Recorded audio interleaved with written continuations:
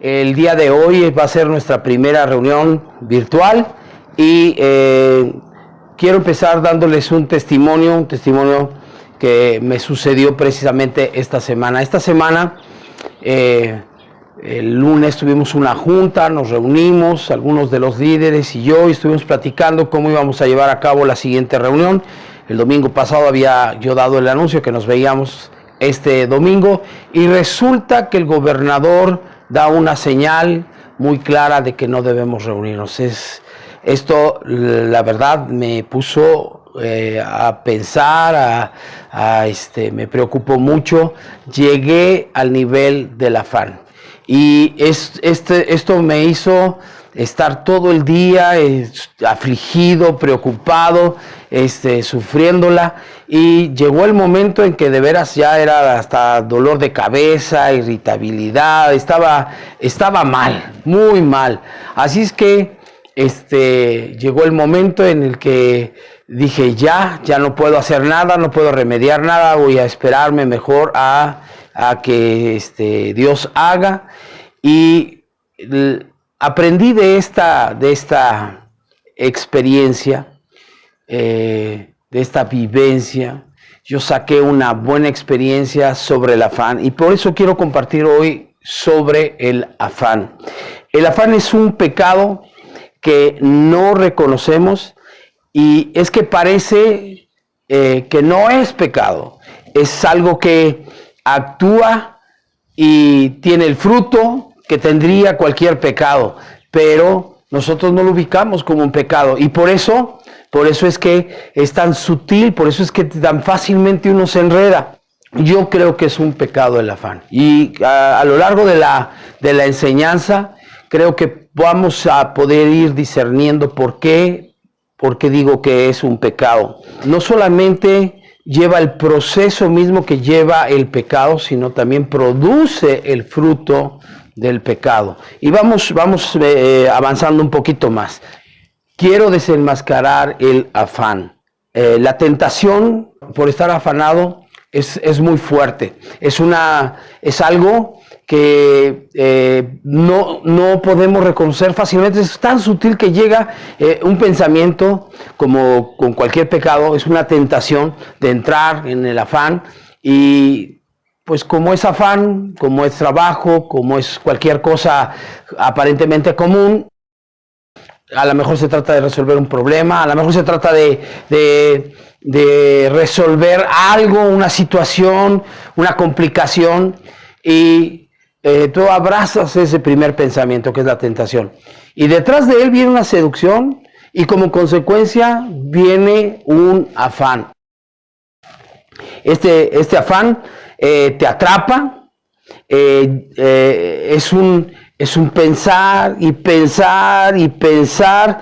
La mayoría de las veces ni siquiera nos damos cuenta que estamos atrapados ya por el afán. El afán es tan sutil. La mayor parte de las veces el afán te atrapa y ni siquiera te das cuenta. Muchas veces, o la mayoría de las veces, te das cuenta cuando ya llevas horas afanado, o días afanado, o semanas afanado, o meses afanado, o años afanado. Es más, hay gente que vive afanada y todavía no se da cuenta que está afanada. Es terrible el afán. Se puede convertir hasta en un estilo de vida el afán. Tratamos de resolver muchas veces por medio del afán cosas que solamente Dios puede resolver, y eso es lo que hace terrible el afán. La mayoría de las veces estamos afanados por las cosas que no podemos resolver, cosas que solo Dios puede resolver. Filipenses 4:6 dice que por nada debemos de estar afanados. El afán, si nos atrapa, nos puede consumir. Solo estamos piense y piense y piense. Eso me pasó a mí esta semana. Trabaje y trabaje y trabaje. Eso me pasó esta semana. Estaba afanadísimo tratando de resolver, y como consecuencia de resolver, ¿cómo le vamos a hacer con esta situación del coronavirus? ¿Cómo le vamos a hacer para reunirnos? ¿Cómo le vamos a hacer para poder sacar los gastos de la congregación? ¿Cómo le vamos a poder hacer? Un chorro de cosas en mi cabeza, y trabaje, planeando y haciendo. Y esto de piense y piense, trabaje y trabaje, lo único que va haciendo es traer más estrés y más estrés y más estrés. Nos afanamos tanto por las cosas de esta vida que hemos dejado de confiar en Dios. Y eso es lo terrible del afán. Eso es precisamente lo que lo hace, para mí, desde mi punto de vista, como un pecado. Porque el afán no queda ahí. El afán sigue avanzando. Nos afanamos tanto por las cosas de esta vida que hemos dejado de confiar en Dios. Nos hemos afanado tanto que nos roba la paz.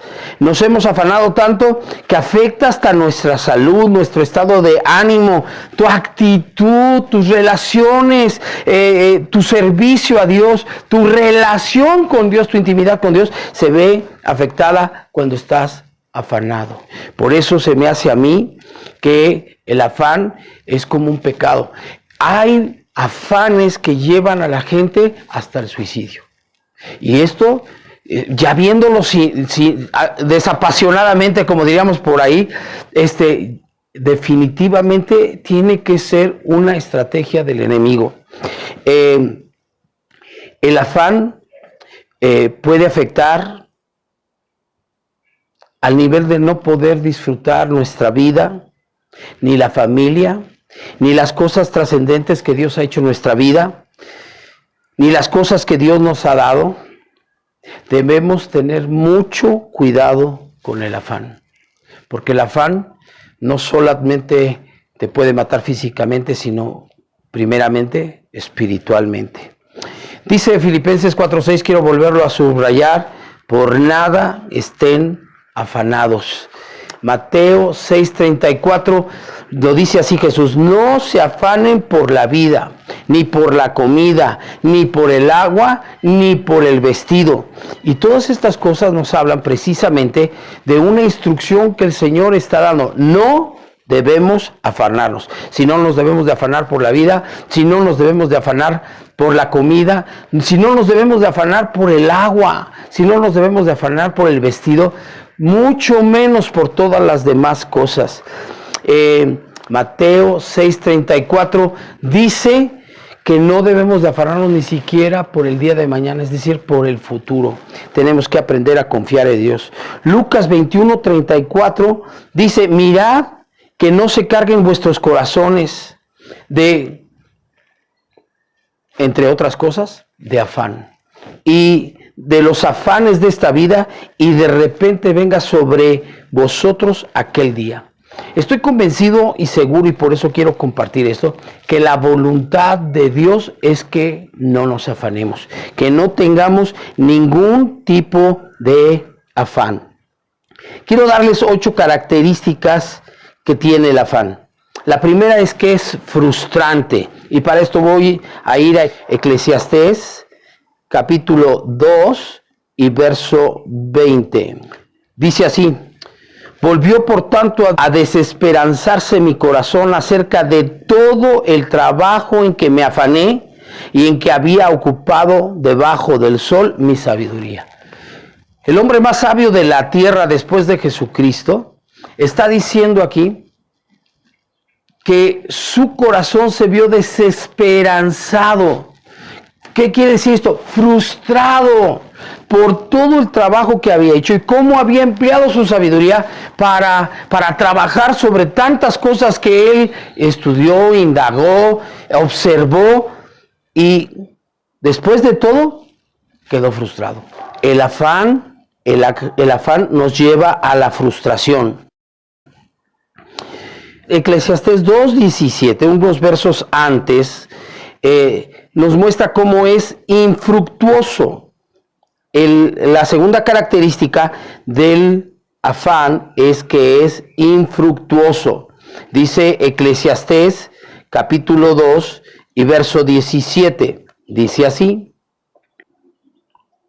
aborrecí por tanto la vida, porque la obra que se hace debajo del sol me era fastidiosa, por cuanto todo es vanidad y aflicción del espíritu.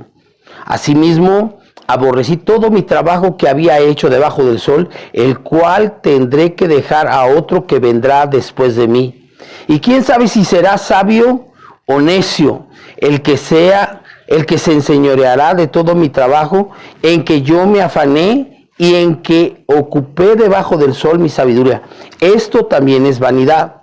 Volvió, por tanto, a desesperanzarse mi corazón acerca de todo el trabajo en que me afané y en que había ocupado debajo del sol mi sabiduría. Que el hombre trabaje con sabiduría y con ciencia y con rectitud, y que haya de dar su hacienda a hombre que nunca trabajó en ello, también eso es vanidad y mal grande. Porque ¿qué tiene el hombre de todo su trabajo y de la fatiga de su corazón con que se afana debajo del sol? Nosotros podemos ver a través de estos versículos cómo Salomón no solamente estaba frustrado, sino veía infructuoso el afán. Eclesiastés 1:3 dice: ¿qué provecho tiene el que trabaja en aquello que se afana? En el Salmo 39:6 dice que es vano afanarse. Una tercera característica del afán. El afán es algo que le es dado al pecador. Dice la Escritura en Eclesiastés 2:26, voy ya otra vez, Eclesiastés capítulo 2 y verso 26, dice así: porque al hombre que le agrada a Dios le da sabiduría, ciencia y gozo, más al pecador, escúchelo bien, más al pecador da el trabajo de recoger y amontonar para darlo al que agrada a Dios. También esto es vanidad y aflicción de espíritu. Dice aquí la Escritura que Dios le da al hombre que le agrada sabiduría, ciencia y gozo, pero al pecador le da el trabajo de recoger y amontonar para darlo al que agrada a Dios. Y esto nos muestra una tercera cualidad o característica del afán, que es algo que Dios le da al pecador. El afán quita el sueño, dice Eclesiastés 2:23. Eclesiastés capítulo 2 y verso 23, dice así la Escritura: porque todos sus días no son sin dolores, y sus trabajos molestias, aún de noche su corazón no reposa. Esto también es vanidad. Y yo quiero decirle que mientras estuve afanado ese par de días, de verdad cuesta mucho trabajo conciliar el sueño, porque uno piensa y piensa y piensa y piensa, y es difícil. Llega el momento en que uno tiene una buena idea, quiere pararse, querer arreglar, y finalmente sigue siendo un afán, y sigue uno siendo frustrado, y sigue uno viendo que es infructuoso. En fin, vamos adelante. Decía yo que el cuarto es que te quita el sueño. También dice Eclesiastés 8:16, que también lo voy a leer. Eclesiastés capítulo 8 y verso 16. 8, verso 16, dice así: yo pues dediqué mi corazón a conocer sabiduría y a ver la faena que se hace sobre la tierra. Porque hay quien ni de noche ni de día ve sueño en sus ojos. Nuevamente, el afán nos lleva a perder el sueño, a no poder descansar. Voy a volverlo a leer. Yo pues dediqué mi corazón a conocer sabiduría y a ver la faena que se hace sobre la tierra, porque hay quien ni de noche ni de día ve sueño en sus ojos. Es terrible el afán, porque en muchas ocasiones, por estar tan afanados, perdemos el sueño. Quinta característica. La quinta característica es que nos roba la paz. ¿Se acuerda usted de Marta? ¿Se acuerda usted de María? Lucas 10:40. Voy a leer desde el 38. Lucas 10:38. Aconteció que yendo de camino, entró en una aldea y una mujer llamada Marta le recibió en su casa. Esta tenía una hermana que se llamaba María, la cual sentándose a los pies de Jesús oía su palabra. Pero Marta se preocupaba con muchos quehaceres y acercándose dijo: Señor, ¿no te da cuidado que mi hermana me deje servir sola? Dile pues que me ayude. Respondiendo Jesús le dijo: Marta, Marta, afanada y turbada estás con muchas cosas, pero solo una cosa es necesaria, y María ha escogido la buena parte, la cual no le será quitada. En esta historia nosotros vemos a dos mujeres, a una afanada en las labores de la casa y otra buscando tener un acercamiento con Jesús. Estaba buscando escuchar la voz de Dios. Es muy terrible cómo el afán te puede robar la paz. Esta Marta estaba tan inquieta, tan cargada, tan trabajada, que estaba sin paz, estaba inquieta. ¿Cómo es posible que María esté sentada ahí a los pies de Jesús y yo trabaje y trabaje y trabaje? Quiero decirle que el afán nos puede robar la paz. Sexta, revela la desconfianza de la provisión de Dios. Y para eso quiero que me acompañe a Mateo capítulo 6, verso 31. Mateo capítulo 6 y verso 31 dice así. Dice la Escritura, Mateo 6, 31. No os afanéis, pues, diciendo qué comeremos o qué beberemos o qué vestiremos, porque los gentiles buscan todas estas cosas, pero vuestro Padre Celestial sabe que tenéis necesidad de todas estas cosas. Cuando nosotros estamos afanados por la comida, por la vida, por el agua, por las cosas de esta vida, lo que estamos demostrando es que no tenemos confianza en Dios, que no confiamos en que Dios puede proveernos. Esto es otra característica del afán. Si usted considera que no poner nuestra confianza en Dios es algo que puede lastimar el corazón de Dios o desagradarle, entenderá por qué pienso yo que eso es pecado, que el afán es pecado. Entonces, decíamos, 6, revela desconfianza de la provisión de Dios. Una cosa más que hace el afán, ahoga la palabra y la hace infructuosa. Mateo 13, 7 dice así: y parte cayó entre espinos, y los espinos crecieron y la ahogaron. Ahora, ¿qué son esos espinos? Vamos al verso 22. En el verso 22 dice la Escritura: el que fue sembrado entre espinos, este es el que oye la palabra, pero el afán de este siglo y el engaño de las riquezas ahogan la palabra y la hace infructuosa. Cuando la palabra es sembrada en una persona y esta persona anda afanada en su trabajo, queriendo ganar más dinero, afanado en lo que usted quiera, esto lo que hace es ahogar la palabra para que quede sin fruto. Por eso es peligroso afanarnos, porque la palabra no puede producir lo que se espera que produzca. Octava, tenemos una octava característica.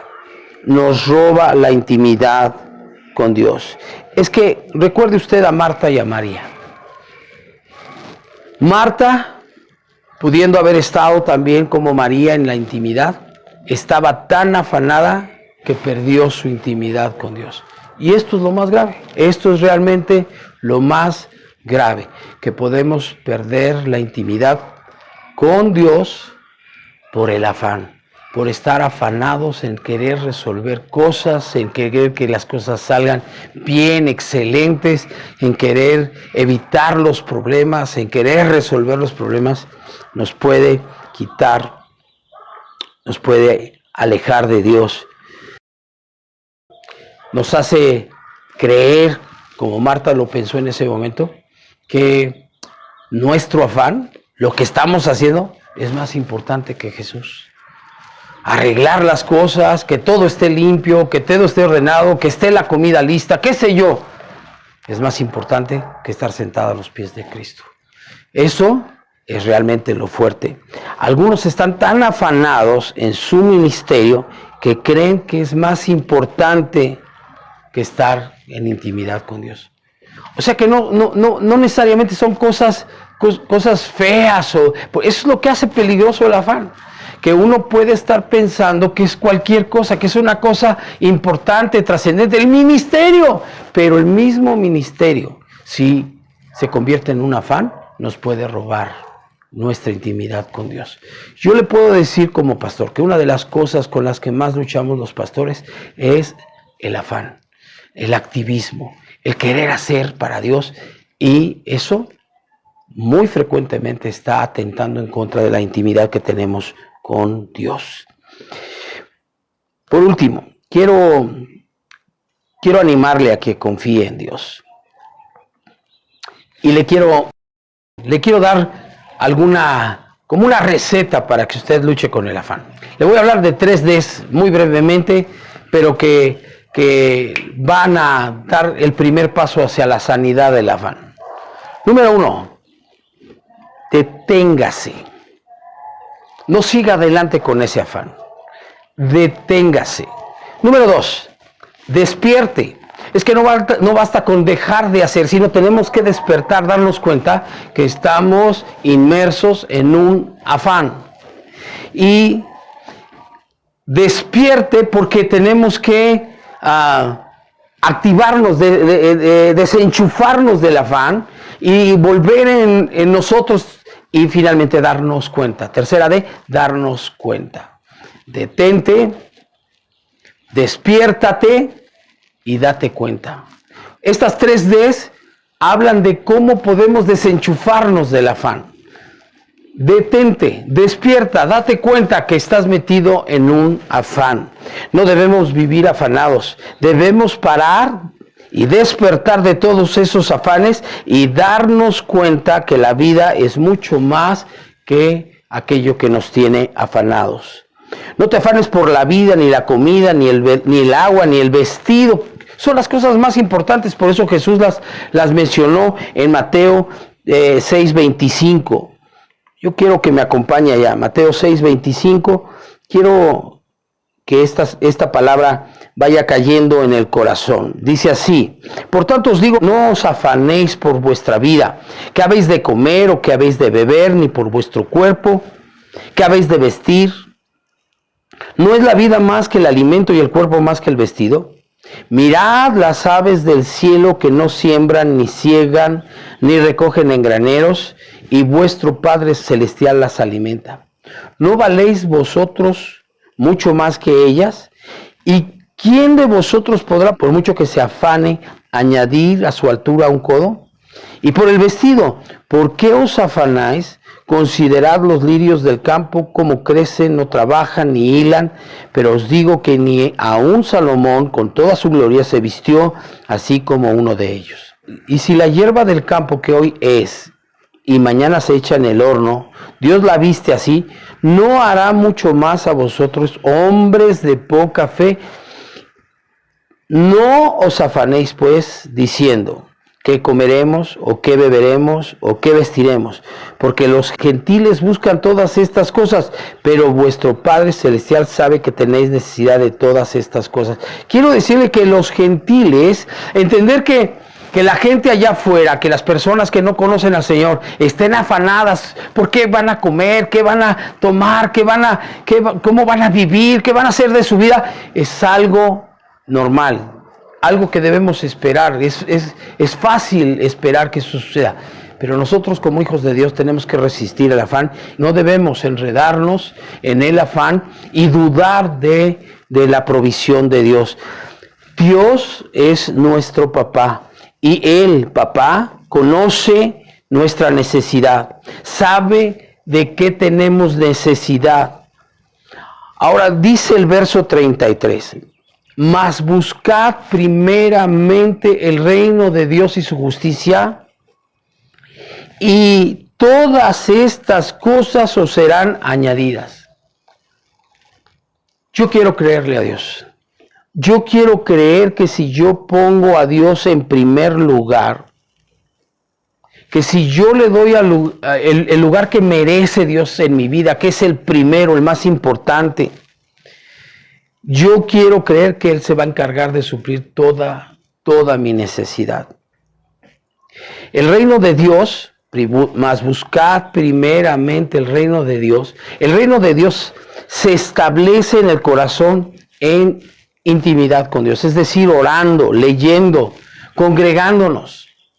Pero su justicia se manifiesta cuando obedecemos, cuando queremos hacer la voluntad de Dios, cuando servimos, cuando ganamos almas y las discipulamos. Así que no nos afanemos por el día de mañana.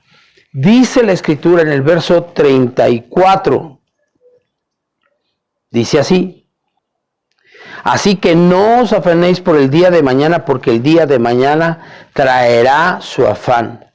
Basta cada día su propio afán. Y el Señor nos está exhortando a que en este tiempo de adversidad, este tiempo en el que hay muchas cosas inciertas hacia el futuro, nosotros podamos confiar en Él. Que nosotros pongamos nuestra confianza en Él, que lo pongamos en primer lugar, que establezcamos su reino en nuestras vidas, en nuestros hogares, en todo lo que hacemos, que hagamos su justicia. Buscad primeramente el reino de Dios y su justicia. Eso quiere decir que obedezcamos, que hagamos su voluntad.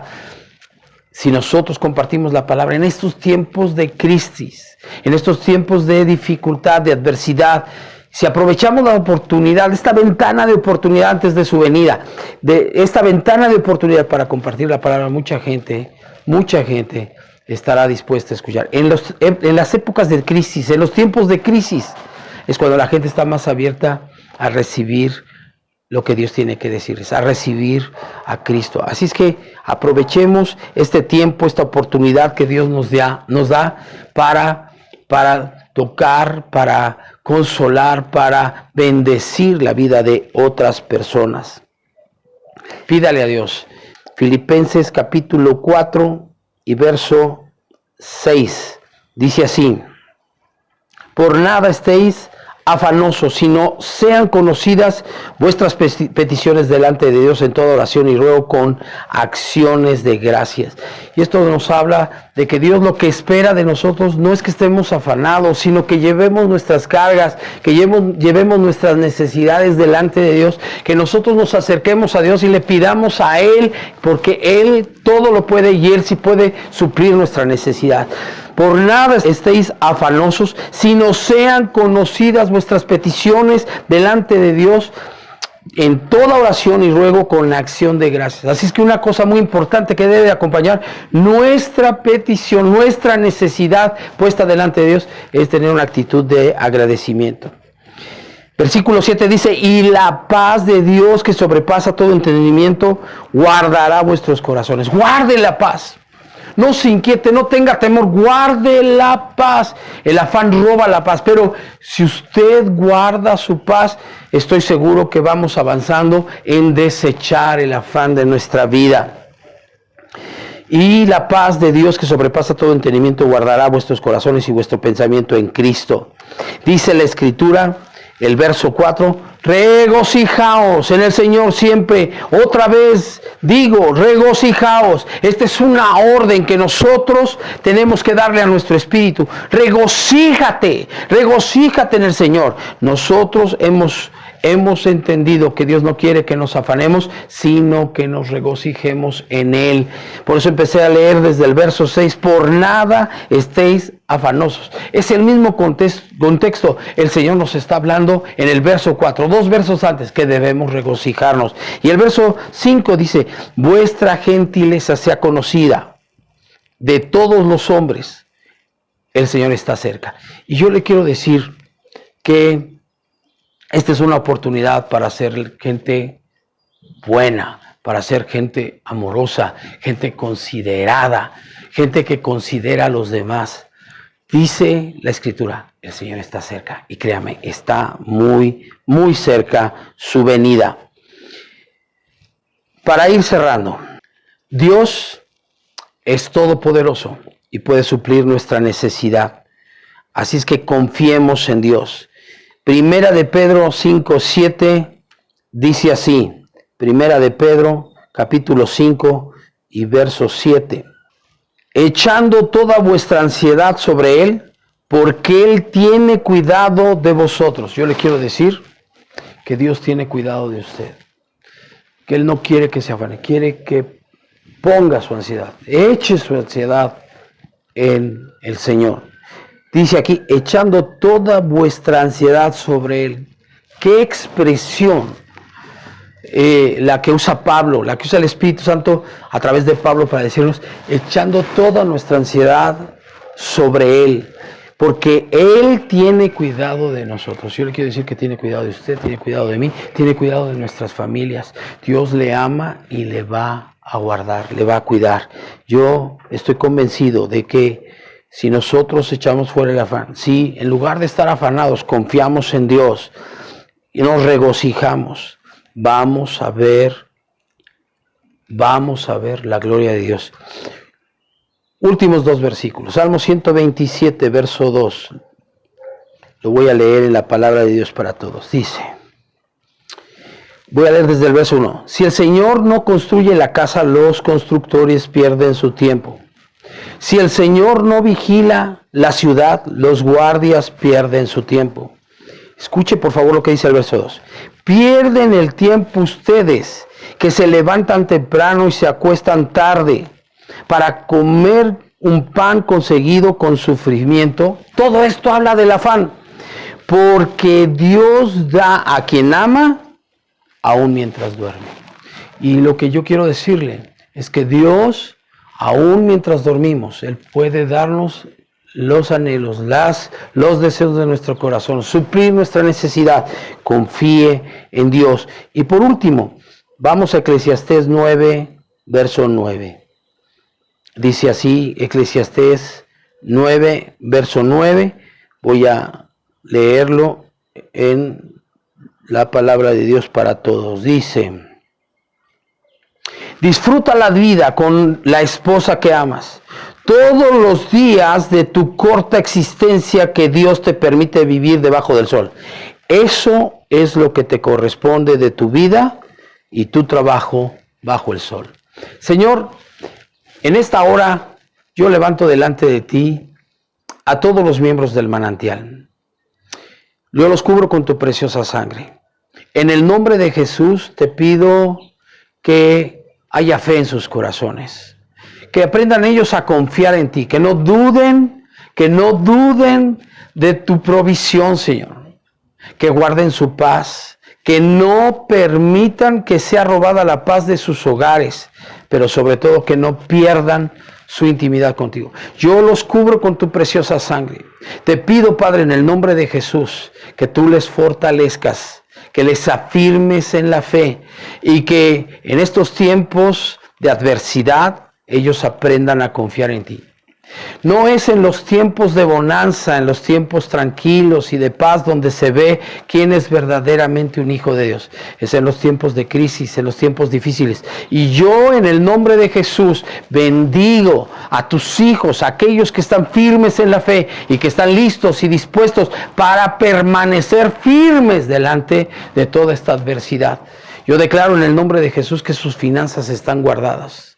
En el nombre de Jesús declaro que ellos están protegidos de toda acechanza del enemigo y que al terminar toda esta pandemia, ellos tendrán su trabajo, sus negocios y podrán seguir adelante tal y como lo hacían antes de este evento. Señor, gracias. Bendecimos a México. Te pedimos tu misericordia sobre nuestra nación México. Señor, bendice a México. Bendice a México. No permita, Señor, que esta pandemia destruya nuestra nación.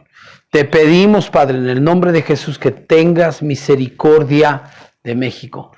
Y te damos gracias, Dios, por tu amor, por tu protección. Te pedimos perdón por todo afán en el que hayamos caído. Y te pedimos, Señor, que nos acerques a ti. Acércanos a ti, Dios. Acércanos en este tiempo en el que estamos en casa, acércanos a ti. Acércanos para que estemos cada día más cerca de ti, más en intimidad, más en tu presencia, Dios. Te lo pedimos en el nombre de Jesús. Amén. Pues que Dios les bendiga.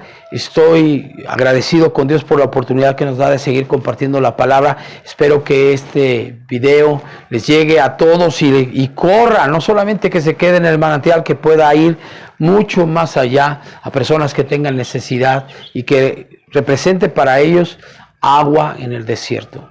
Que Dios les bendiga en el nombre de Jesús. Amén.